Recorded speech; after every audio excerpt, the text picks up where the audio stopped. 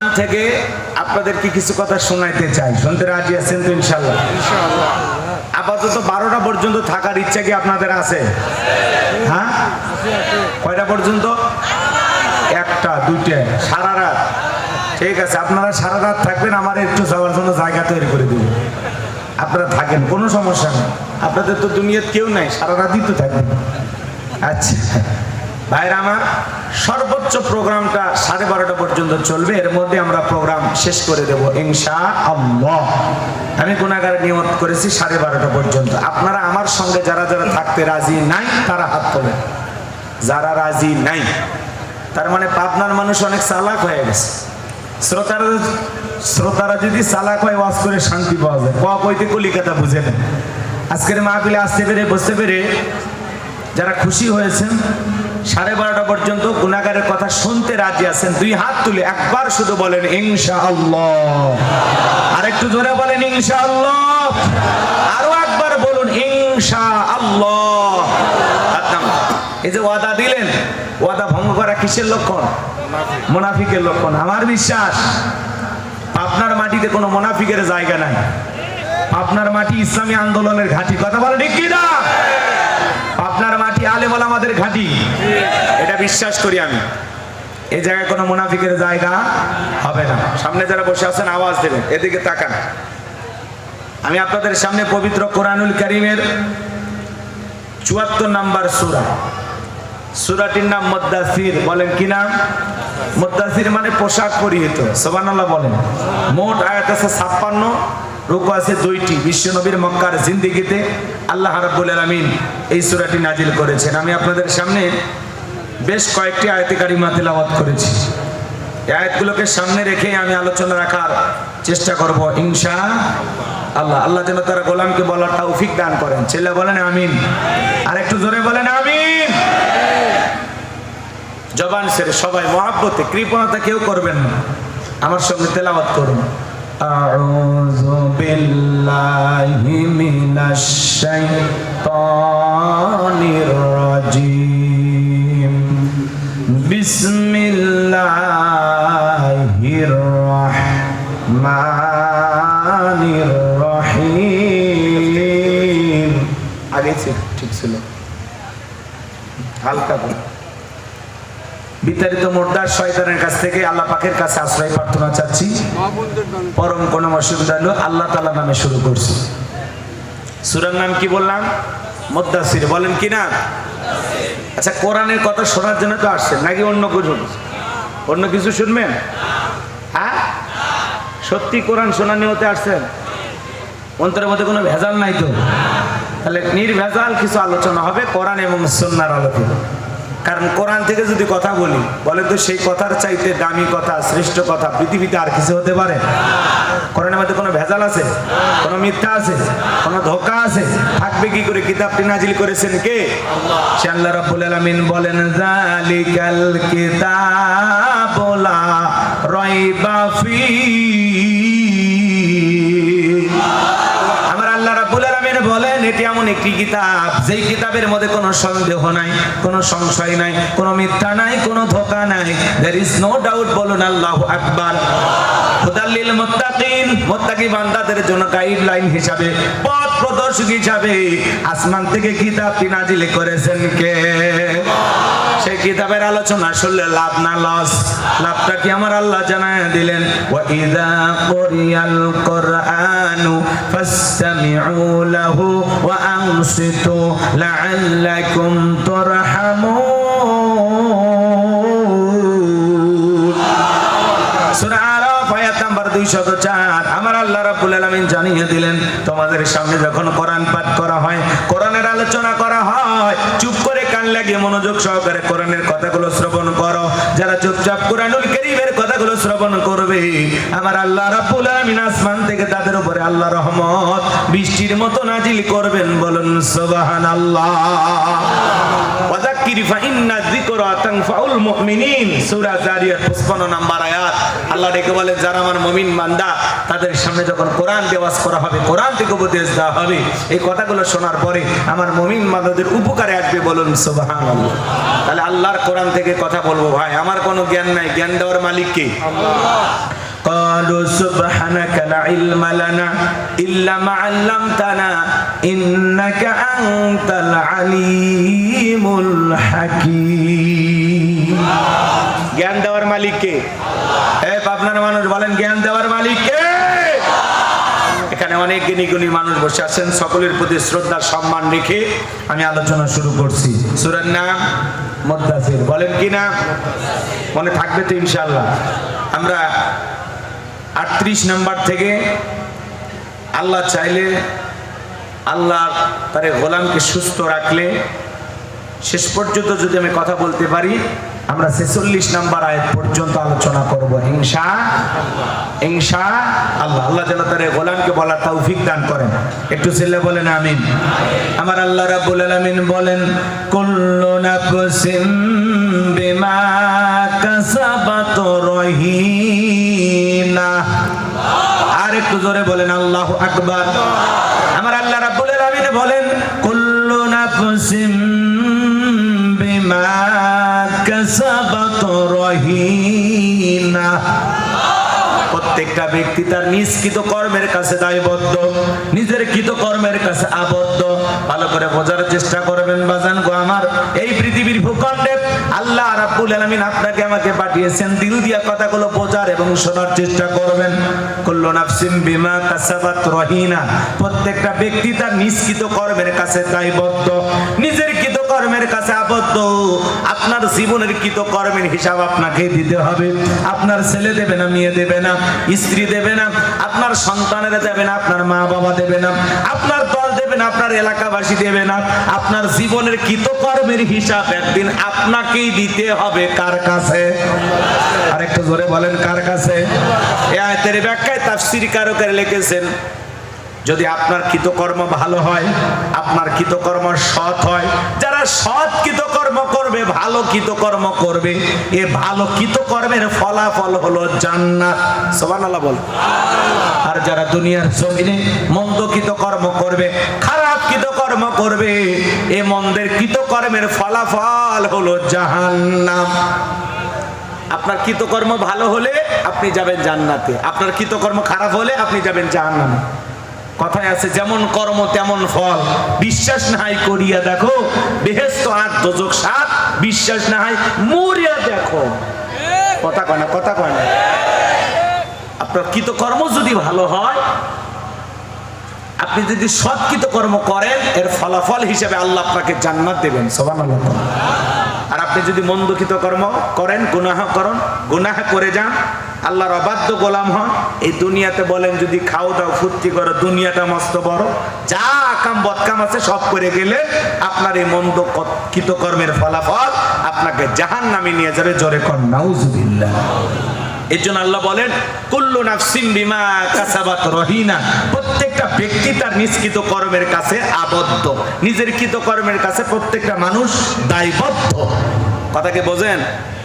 একটা আয়াতের আলোচনা যদি মন দিয়ে শোনেন, 1 ঘন্টা যদি কোরআন শোনার জন্য ব্যয় করতে পারেন, 500 রাকাত নফল নামাজ পড়লে যে সওয়াব হয়, সেই সমপরিমাণ সওয়াব আল্লাহ আপনার আমার আমলনামায় দান করবেন। বলুন সুবহানাল্লাহ। এজন্য কোরআন শোনার নিয়তে বসে থাকলে বসা, আর অন্য নিয়ত থাকলে আপনার কাছে মজা লাগবে না। মনটা যদি আবু বকরের মতো নরম হয়, কোরআন শুনলে ঈমান বাড়বে। সুবহানাল্লাহ। আর মনটা যদি আবু জেলের মতো পেঁয়াজ দিয়ে ভরা থাকে, কোরআন শুনলেও শয়তানি বাড়বে। কথা বলেন, আপনার মনটা কেমন আজকে থেকে বোঝা যাবে যে আপনি আসলে কোরআন শোনার জন্য আসছেন নাকি অন্য কোনো মতলব আছে। সম্মানিত ভাইরা আমার, দিল দিয়ে কথাগুলো বোঝার চেষ্টা করবেন। আল্লাহ রাব্বুল আলামিন বলেন, কুল্লু নাফসিন বিমা কাসাবাত রহিনা। প্রত্যেকটা ব্যক্তি তার নিজ কৃত কর্মের কাছে আবদ্ধ, নিজের কৃত কর্মের কাছে দায়বদ্ধ। এই যে আজকের আলোচনা ক্যামেরা দিয়ে রেকর্ড হইতেছে বাজান, 6 মাস পরে 1 বছর পরে এই ক্যামেরার একটা মেমোরি আছে, এটা যদি ঠিক থাকে 6 মাস পরে 1 বছর পরে আলোচনা দেখা যাবে। কথা বলে, আমার আলোচনা রেকর্ড করার জন্য যদি মানুষের মাথায় বুদ্ধি থাকে, আপনার আমার জীবনের কথাগুলো রেকর্ড করার জন্য আমার আল্লাহর জ্ঞান আছে না নাই? একটা রাষ্ট্র পরিচালনা করতে গেলে সরকারের যেরকম গোয়েন্দা বাহিনী থাকে, ডিবি থাকে, সিআইডি থাকে, আল্লাহর ডিবি ফেরেশতা আছে না নাই? এই জন্য আল্লাহ রাব্বুল আলামিন আপনার আমার জীবনের প্রত্যেকটা কৃতকর্ম রেকর্ড করতেছেন। মায়াল ফিজু মিন কাউলিন ইল্লা লাদাইহি রাকিবুন আতীদ। আমার আল্লাহ বলেন, মানুষ এমন কোন কথা বলে না, এমন কোন কর্মকাণ্ড করে না যা রেকর্ড করার জন্য আমার ফেরেশতারা নাই। আপনার জীবনের প্রত্যেকটা কৃতকর্ম রেকর্ড করার জন্য আল্লাহর ফেরেশতা আছে না নাই? কিরামান কাতিবিন ইয়ালামুনা মা তাফআলুন। সম্মানিত দুইজন লেখক ফেরেশতা সদা সর্বদা আপনার আমার জীবনের ডায়েরিটা লিখতেছে। আপনি ঘুমাইলেও আল্লাহর ফেরেশতারা ঘুমায় না, 24টা ঘন্টায় আপনার আমার জীবনের কৃতকর্মগুলো রেকর্ড করতেছে। ওই কঠিন কিয়ামতের ময়দানে যেদিন আল্লাহ তাআলা আপনার আমার আমলনামা হাতে ধরায়া দেবেন, নিজের আমলনামা পাওয়ার পরে আল্লাহ রাব্বুল আলামিন বলবেন, ইকরা কিতাবাকা, আজকে তোমার কিতাব তুমি পড়ো, আজকে তোমার হিসাব দেওয়ার জন্য তুমি নিজে যথেষ্ট। মানুষ তখন নিজের আমলনামা পড়বে আর অবাক হয়ে বলবে, মালি হাদাল কিতাব লা ইগাদিরু সগীরাতান ওয়ালা কাবীরাতান ইল্লা আহসাহা।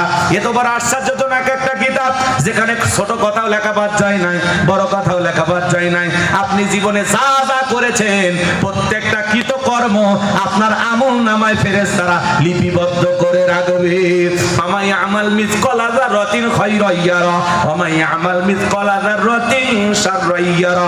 বান্দারে, তুমি যদি যাররা পরিমাণ অনুপরিমাণে নেক আমল করো, ওইটাও তোমার আমলনামায় লিপিবদ্ধ করা হবে। তুমি যদি যাররা পরিমাণ অনুপরিমাণে বদ আমল করো, ওইটাও তোমার আমলনামায় লিপিবদ্ধ করা হবে।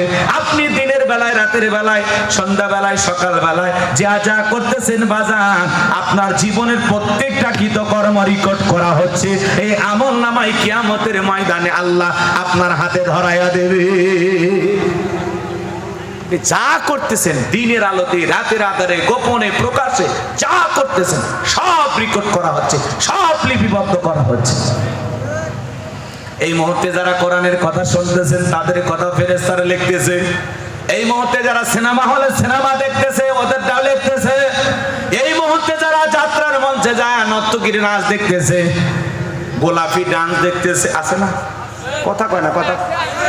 আচ্ছা, এই মুহূর্তে বাংলাদেশের কোন একটি জেলায়, কোন একটি এলাকায় যাত্রা হচ্ছে না? কথা কয় না চাচা। আমার ওয়াজ কি বুঝতেছেন? যাত্রা মানে বোঝেন না? দেখছিলেন? কয় না, দেখেননি। কি করছেন?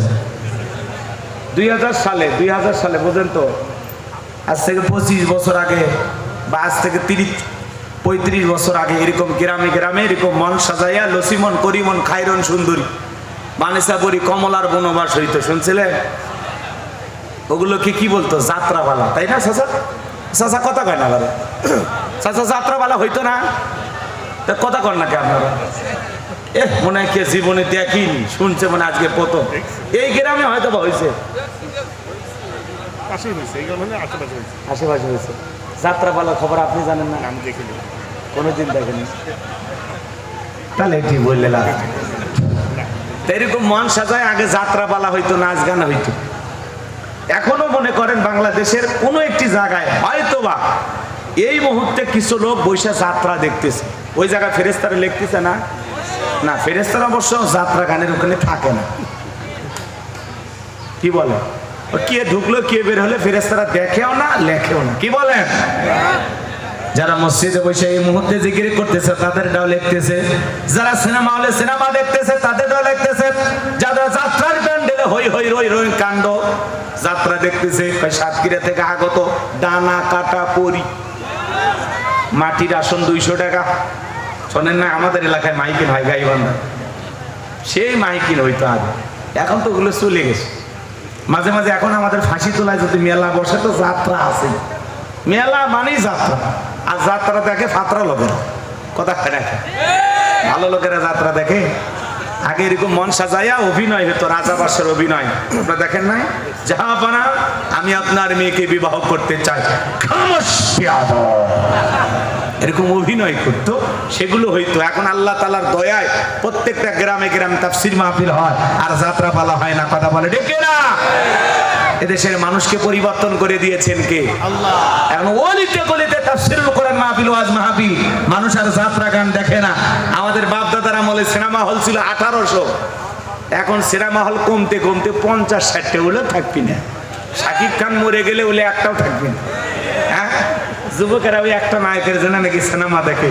হাই রে, সালমান শাহ মরে গেছে কতদিন আগে, এখনো তার বিচারের জন্য আন্দোলন করতেছে। এক মহিলা করছে, আমি তাহাজ্জুদ করে দোয়া করি সালমান শাহ যারা হত্যা করেছে তাদের জন্য ফাঁসি হয়। সুবহানাল্লাহ বলবেন না? কোন দেশে আছি? কি এক আজীব তামাশা। কিন্তু এই কথার দ্বারা আমরা একটি কথা পরিষ্কার ভাবে বলতে চাই, 28 বছর পরে সালমান শাহ হত্যার আসামিদেরকে যদি বিচারের কাঠগড়ায় দাঁড় করানো হয়, তার স্ত্রী এবং আরেকজন খল অভিনেতা ডন, এদেরকে যদি বিচারের আওতায় আনা হয়, আমরা বলতে চাই আজ থেকে 50 বছর পরেও যদি সময় আসে, কোরআনের পাখি আল্লামা সাঈদী হুজুরকে যারা ষড়যন্ত্র করে বিদায় করে দিয়েছে, ওদের বিচার বাংলার মাটিতে হবে।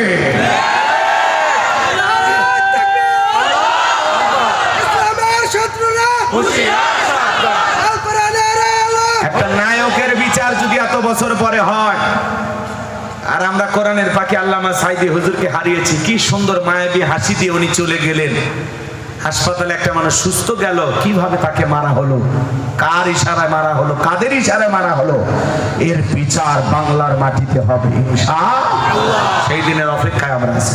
সম্মানিত ভাইরা আমার, কৃতকর্মের কথা বলতেছি বাজান গো আমার। এই পৃথিবীর জমিনে বর্তমানে যে যা করতেছে, যে টেলিভিশনের সামনে বসে আছে তার কথাও লেখা হচ্ছে, যে আল্লাহর কোরআন পড়তেছে তার কথাও লেখা হচ্ছে। ভালো মানুষ ভালো কর্ম করতেছে, মন্দ মানুষেরা মন্দ কর্ম করতেছে। কুল্লু নাফসিন বিমা কাসাবাত রহিনা, প্রত্যেকটা ব্যক্তি তার নিজ কর্মের কাছে আবদ্ধ, নিজের কর্মের কাছে দায়বদ্ধ। লম্বা হবে, লম্বা করার কোনো সুযোগ নাই। সংক্ষিপ্ত একটা উদাহরণ দিয়ে আপনাদেরকে বোঝানোর জন্য বলতে চাই। আপত্তি আছে কি ভাই? মনে করেন আপনাদের মসজিদের ইমাম সাহেব একজন গোপনে 50,000 টাকা দিয়ে বলে, হুজুর এই টাকাটা মসজিদের কাজে লাগাবেন। বলেন তো এই জায়গায় কি ফেরেশতারা নাই? দেখতেছে না, লিখতেছে না, ভিডিও হইতেছে না? বলা লাগে, বলা লাগে। দেখতেছে, লিখতেছে, ভিডিও হচ্ছে। আচ্ছা, কথা ক্লিয়ার না ভেজাল আছে?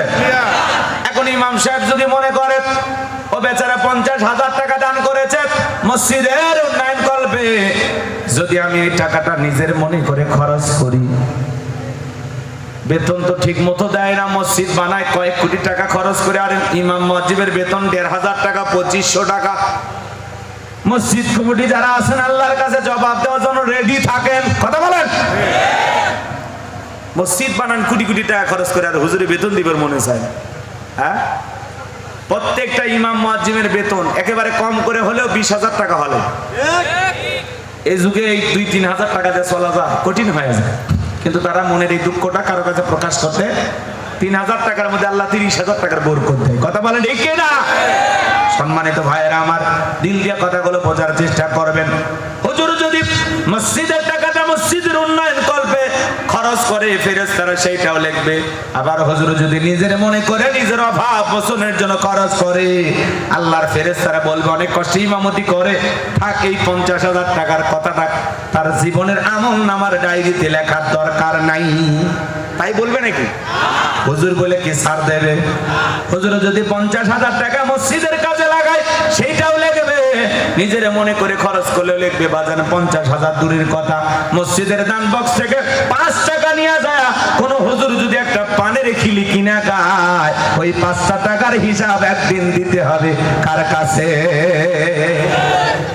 মনে করেন আপনাদের এলাকায় একটা মাদ্রাসা আছে, মাদ্রাসার মুহতামিম হুজুর একজন একটা ছাগল নিয়ে যা বলে, হুজুর ছাগলটা জবাই করে বাচ্চাদেরকে খাওয়ায় দেয়। হুজুর ছাগল জবাই করার পরে দেখলো 14 কেজি গোস্ত।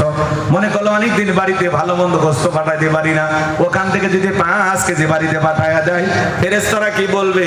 অনেক কষ্টে মাদ্রাসাটা চালায়, 5 কেজি গোস্ত হুজুর মানুষ খাইছে, লেখার দরকার নাই।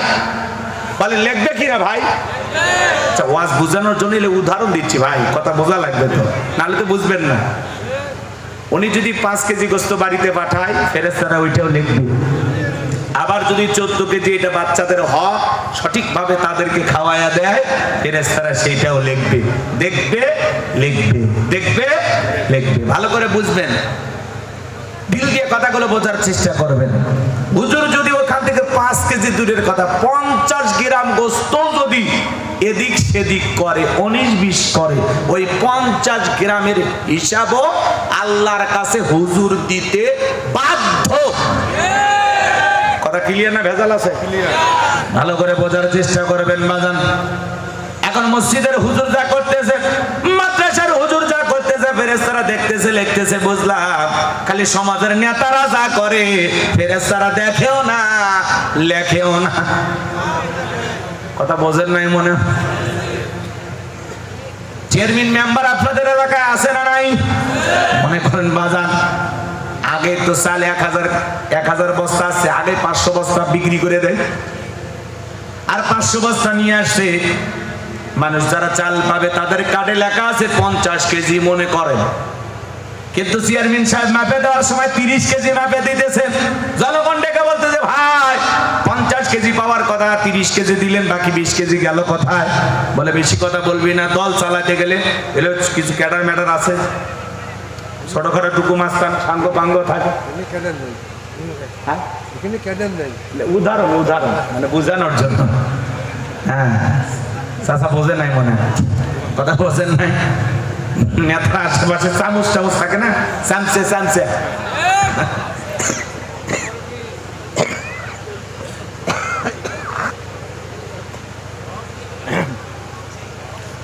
এখন যদি বলে দল চালাইতে গেলে টাকা লাগে, বেটা 30 কেজি দিছে নিলে নে, বেশি কথা বললে বাকিটাও রেখে দেবো। জনগণ বাধ্য হয়ে নিয়ে যায়। বলেন তো বাজান ফেরেশতারা কি এই জায়গায় নাই? দেখতেছে না লিখতেছে না? 50 কেজি হক যদি মেম্বার চেয়ারম্যান সঠিকভাবে জনগণের কাছে বুঝায়া দেয়, আল্লাহর ফেরেশতা ওইটাও দেখবে ওইটাও লিখবে। আবার 50 কেজির পরিবর্তে জনগণের যদি 30 কেজি দেয় আর বাকি 20 কেজি মেরে দেয়, আল্লাহর কাছে ওই 20 কেজির হিসাব দেওয়া লাগবে।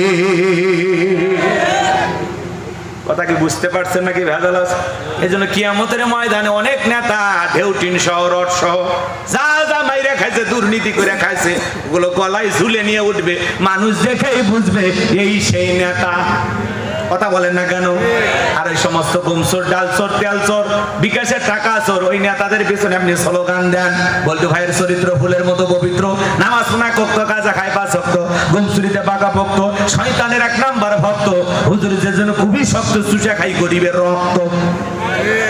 পোস্টার লেখা আছে গরিবের বন্ধু, ভোট দিয়ে দেখেন গরিবের কয় নাম্বার শত্রু। একটা বয়স্ক ভাতার কাজ নিবার গেলেও 2-1000 টাকা খায়। এরকম নেতা আছে না নাই? রাগ করতেছে নেতা যদি এলাকায় নির্বাচিত হওয়ার পরে এলাকায় সুদ, ঘুষ, জিনা, ব্যভিচার, দুর্নীতি এগুলো বন্ধ হয়, মাদক বন্ধ হয়, তাহলে ওই নেতা আল্লাহ তাআলার কাছে এর পুরস্কার পাবে। নেতা নির্বাচিত হলে এলাকায় যদি ভালো কাজ হয়, খারাপ যত কাজ, মন্দ যত কাজ, অশ্লীল যত কাজ সব বন্ধ হয়ে ভালো কাজ যদি সমাজে চালু করতে পারে, ওই চেয়ারম্যান মেম্বার এই ভালো কাজের উত্তম জাযা আল্লাহর দরবারে পাবেন। হাল জাযাউল ইহসানি ইল্লাল ইহসান, উত্তম জিনিসের পুরস্কার আল্লাহ উত্তম দিয়ে দেবেন। বলুন না আল্লাহু আকবার। আর যদি উনি নির্বাচিত হওয়ার পরে চেয়ারম্যান নিজেই মাদকের ব্যবসা করে, নিজেই অস্ত্র নিয়ে, অবৈধ অস্ত্র নিয়ে ঘরে, এমন নেতা আছে নির্বাচিত হওয়ার পরে সুন্দরী নারীর দিকে নজর গেলে তারা নিজের বউ মনে করে। এই কথা বল নাকি আপনারা? এরকম নেতা আছে না নাই? এরকম লুচ্চা, বদমাইশ, চাঁদাবাজ, টেন্ডারবাজ, দুর্নীতিবাজ এদেরকে যদি সমাজের নেতা বানান, তাহলে মনে রাখবেন যারা ওই সমস্ত মানুষদেরকে সমর্থন দিয়ে সমাজের নেতা বানাবেন, রেডি থাকেন আপনার আমলনামায় বিকাশ হয়ে এর গুনাহ পার্সেন্টেজ আপনিও নিতে বাধ্য থাকবেন। কথাকে বোঝা গেল বাজান? তাহলে নেতা যা করতেছে ফেরেশতারা দেখতেছে, লিখতেছে, নেতা দেখে ফেরেশতারা ভয় পায়? ভয় পায় না। তাহলে হুজুর যা করতেছে লিখতেছে, নেতারা যা করতেছে লিখতেছে, বাজার এই পৃথিবীর ভূখণ্ডে খালি যুবকেরা যা করে ফেরেশতারা দেখেও না লেখেও না। হ্যাঁ টেপুনিয়া পার্কে যায় কোন যুবক বান্ধবীর হাত ধরে বসে আছে ফেরেশতারা দেখে না লেখে না? 14ই ফেব্রুয়ারিতে কার পিছনে গোলাপ ফুল নিয়ে ঘুরেছো ফেরেশতারা দেখে নাই লেখে নাই? বৈশাখ পালন করতে গিয়ে কার বুকের ওড়না ধরে টান দিয়েছো যুবক ফেরেশতারা দেখছে কিনা লেখছে কিনা বলেন? তাহলে আপনি আমি গোপনে প্রকাশে যা যা করতেছি বাজান সব দেখতেছে লিখতেছে। এজন্য যুবক রে নিজেদেরকে একটু পরিবর্তন হওয়ার দরকার আছে না নাই? গভীর মনোযোগ দিয়ে কথাগুলো শুনে যাবেন বাজান। এই যুবক তোমাদের পা দুটা গাদা, আমি তোমাদের পা ধরে অনুরোধ করে বলে যাই বিয়ের আগে কোনো ধরনের অবৈধ প্রেম ভালোবাসা করা যাবে না। আজকে সমাজের বিয়েগুলো তো বিয়ের মতোই হচ্ছে না, কথা বলেন না কেন? কোরআন হাদিসের পদ্ধতির অনুসরণ করা হচ্ছে না। ছোট্ট একটা ঘটনা 2 মিনিটে আপনাদেরকে বলি। আল্লাহর একজন অনেক বড় ওলি ছিল, নাম হলো মহাবীর। আল্লাহর সেই বিখ্যাত ওলির নাম ছিল আমর বিন আস। 2 বছর ধরে পাত্রী খুঁজতেছেন, বিয়ে করবেন, মেয়ে মনের মতো পাইতেছে না। হঠাৎ করে এক বন্ধুর সাথে আসরের নামাজের পরে দেখা হয়ে গেল। বন্ধু ডেকে বলে, বন্ধু বিয়ে করছো নাকি? বলে না করি নাই, 2টা বছর ধরে মনের মতো একটা পাত্রী খুঁজতেছি, বিয়ে করার জন্য পাইতেছি না। এইবার এই কথা শোনার পরে আমর বিন আসের বন্ধু ডেকে বলে, দোস্ত কেমন পাত্রী তোমার দরকার? আমর বিন আস দেখে বলে, এমন একটা নারীকে আমি বিবাহ করতে চাই যে নারী পৃথিবীর জমিনে পর্দা করে চলেন, কোরআন তেলাওয়াত করেন, পরপুরুষের সামনে যায় না। এমন একটা নেককার বিবি দরকার যার পেট থেকে একটা নেককার সন্তান জন্ম হবে, আর তাকে আমি জামানার বড় আলেম বানাবো, জামানার বড় ইমাম বানাবো। এই কথা শোনার পরে আমর বিন আস তার বন্ধু ডেকে বলে, দোস্ত এই গ্রামে একটা মেয়ে আছে, আমার জানা মতে জন্মের পর থেকে সেই মেয়েটা তার মা বাবা সারা দুনিয়ার কারো চেহারা দেখে নাই, তাই নাকি? বলে হ্যাঁ। এইবার তথ্য নেওয়া হলো, ঘটনা বাস্তবে মিলে গেল। সত্যি মেয়েটা জন্মের পর থেকে মা বাবা সারা দুনিয়ার কোনো মানুষকে দেখে নাই। আমর বিন আস বিবাহ করলেন। বিবাহ করার পরে যখন বাসর ঘরে প্রবেশ করবেন, তাকায় দেখেন তার প্রিয়তমা স্ত্রী বাসর ঘরে বসে নামাজ আদায় করতেছেন। বলেন আল্লাহু আকবার। এ যুবক, আমর বিন আস বিয়ে করেছেন, বাসর ঘরে বউ নামাজ পড়তেছে। তোমার আমার বাসর ঘরে কি নামাজ আছে? কথা বলেন না কেন? নামাজ তো দূরের কথা, খালি আছে সিনেমা হলের শুটিং, ভিডিও সেলফি, কথা কয় না কেন? বিয়ে করে বউরে নিয়ে সেলফি তুলে ক্লিক ফেসবুকে ছবি ছেড়ে দেয়, অমুক পাড়ার অমুক মেয়েকে বিবাহ করেছি। মহারানা এদিক খেয়াল করেন, কাবিনের টাকা ধার্য করা হয়েছে 1 লাখ, নগদ 1000 টাকার নাকির ফুল। ছেলের নাম আবুল, বলেছে কবুল, জীবন পুরোটাই ভুল, সারা জীবন দিতে হবে এই ভুলের মাসুল। যে সমস্ত যুবকেরা নাকি রুমাল দিয়ে বিয়ে করতে যায়, বুঝে নেবেন এরা বইয়ের মহারানা আদায় করে নাই। কথা বলেন, মহারানা তো দেয় না, উল্টো আরো শ্বশুর বাড়ি থেকে জোর করে যৌতুক দাবি করে। আছে না? কাঁচা পায়খানা খাওয়া যেমন হারাম, কন্যা পক্ষের কাছ থেকে জোর করে যৌতুক দাবি করা তেমনি হারাম। এ যুবক, কেমনে যৌতুক দাবি করো শ্বশুর বাড়ির থেকে? ওই শ্বশুর শাশুড়িরা কত কষ্ট করে 16 বছর 18 বছর কলিজার টুকরা মেয়েটাকে লালন পালন করে তোমার মতো একটা অপরিচিত ছেলের হাতে তুলে দিল। দেখো না বিদায় বেলায় কত মা কান্না করে, কত বাবা কান্না করে। মানুষজন দেখে বলে, চলেন জামাইয়ের হাতে মেয়েটাকে তুলে দেন। বলে না, আমি যাইতে পারবো না। মেয়েটার মা রান্না করে কান্না করে, মেয়েটার মা রান্না করে কান্না করে, বাবা বাড়ির খুঁটি ধরে কান্না করে।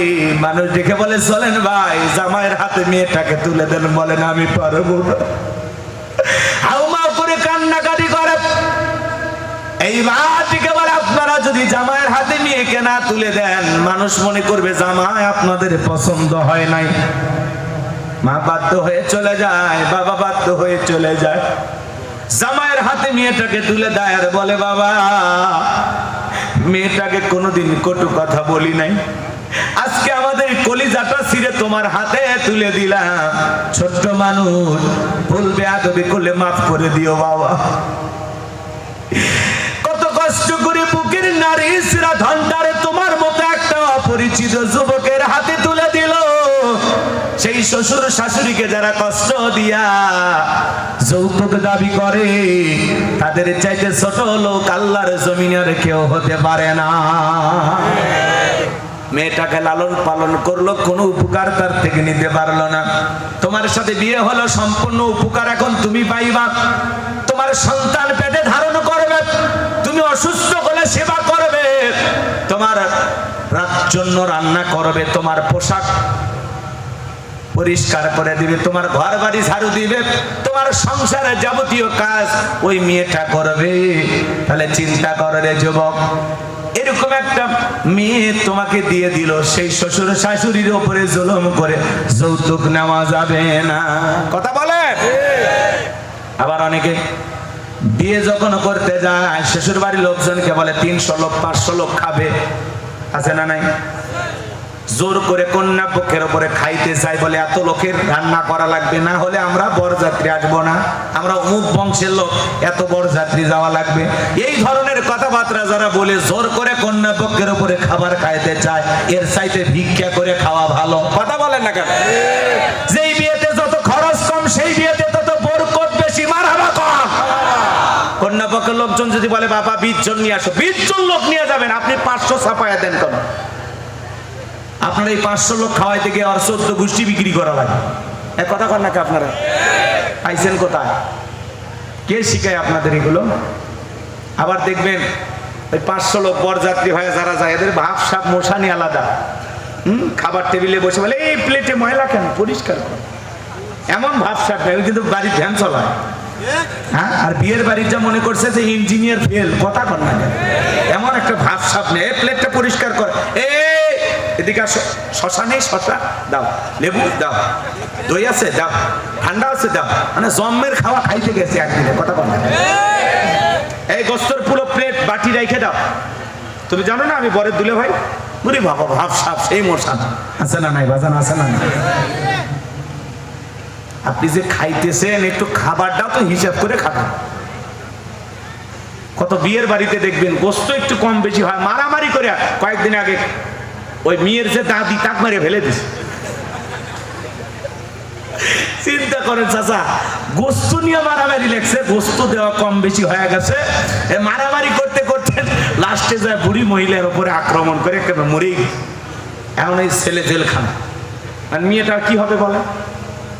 এরকম অনুষ্ঠানে যায়, ভালো অনুষ্ঠান কিছু লোকে যায় রাগারাগি করে একেবারে বানচাল করে দেয়, নষ্ট করে দেয়। কথা বলে ঠিক কিনা? এই জন্য বেশি লোক নিয়ে যায়, জ্ঞান জাম করার দরকার নাই। খালি কোনো মতে 10-5 জন নিয়ে যায়, খালি কোনো মতে বিয়ে করে বাড়ির বউ নিয়ে আসে, কন্যা পক্ষের উপরে জুলুম না করে। যিনি বিয়ে করাছেন ছেলে, ছেলে পক্ষের পক্ষ থেকে দরকার হয় এলাকার 10,000 মানুষকে দাওয়াত দিয়ে খাওয়া। ছেলের বাবার বাড়িতে হবে বড় একটা অনুষ্ঠান। কথা কন ঠিক কিনা? ছেলের বাবা হয়, আপনি খাওয়ান, কয়জনকে খাওয়াবেন? কন্যা পক্ষের উপরে জুলুম করা, আল্লাহ যেন আমাদের হেদায়েত দান করে। এটা জোরে বলেন আমিন। যুবক শুনে যাও, আমর বিনাশ তার স্ত্রী বাসর ঘরে নামাজ আদায় করে, আর তোমার বাসর ঘরে নামাজ আছে কি? আছে? সেলফি আছে।